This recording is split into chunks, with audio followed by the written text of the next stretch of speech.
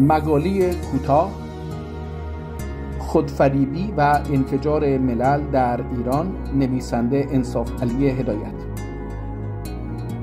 خودفریبی و انفجار ملل در ایران سیاسی. خودفریبی دوری از واقعیات اجتماعی، تحمیل خود انگاشته‌ها و تصورات موهوم ذهنی به دیگران یک بیماری سیاسی ایدئولوژیک است. مهمتر از خودفریبی ایدئولوژیک آن است که همین افراد تصور می‌کنند که ملل مخاطب آنها تصورات الگایی خودفریبان را پذیرفته‌اند. آنها عامدانه به تحریف واقعیات اجتماعی در جهت خواست سیاسی و ایدئولوژی خود دست می‌زنند. متأسفانه چه بپذیریم یا نپذیریم، این بیماری کوری سیاسی و ایدئولوژیک بر خود روشنفکران پنداران ایران فارس مستولی شده است.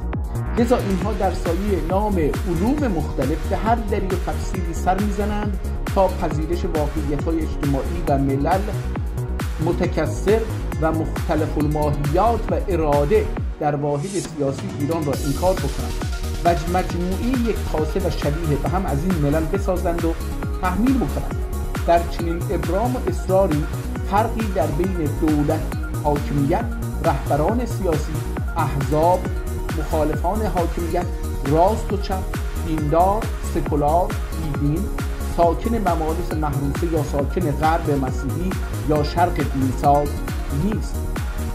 ریشه همه این خودفریبی و تلاش برای فریب ملل ترکمن، قشقایی، عرب، بلوچ، کرد و نه تنها ایدئولوژی سیاسی بلکه منافع حاصل از اشغال سرزمین و اذهان این ملل است. خود این منفعت طلبی هم ریشه در تفکر و نگرش استعماری و استثماری ملل، سرزمین‌ها و منابع مالی و بازوی کاری این ملل توسط ایرانی پنداران فارس مرکز نشین و خودفریبگان در میان ملل هستند که توجیه منافع فارس دست از پا نمی‌شناسند، که در توجیه منافع فارس ها دست از پا نمی‌شناسند. اما واقعیت‌های اجتماعی خارج از ذهن و تفسیرهای این دست خودفریبان بسیار متفاوت از تحلیل‌های سیاسی و حتی شبیه تحقیقات و حتی شبه تحقیقات شبه علمی آنهاست. واقعیت‌های فراذهنی انسان‌های سیاسی، ایدئولوژیک و خودفریب نشان می‌دهند که ایران سیاسی از نظر ملت، دین، زبان، اراده سیاسی برای تأسیس دولت‌های ملی و حاکمیت‌های ملی، آموزش به زبان ملی و به اندازه آنچه فارس‌ها و پان ایرانیست‌ها اقوام مینامند تجزیه شده و متکثر هستند.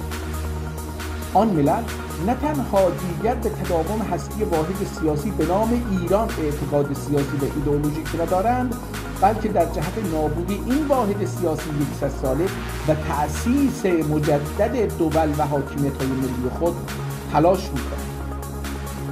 این رفتار سیاسی که در جهت خلاف خواست پان ایرانیست‌ها بروز و ظهور یافته است، هم طبیعی این منطقه است و هم عکس العملی است که به خاطر اصرار پانفارس‌ها و پان ایرانیست‌ها و بر تحمیل ایدئولوژی و نگرش ایدئولوژیک خود به این ملل و تلاش در جهت تجزیه درونی این ملل رخ داده است. هیچ ملتی نمی‌خواهد تا بر اساس تعریف دیگرانی که بر او مسلط شده اند سرزمین، منابع و اذهان آنها را اشغال کرده اند و بر اساس محاسبات دیگران از ملت بودگی خود زندگی ملی خود را نابود کند. لذا پان ایرانیست‌ها از مخالفت با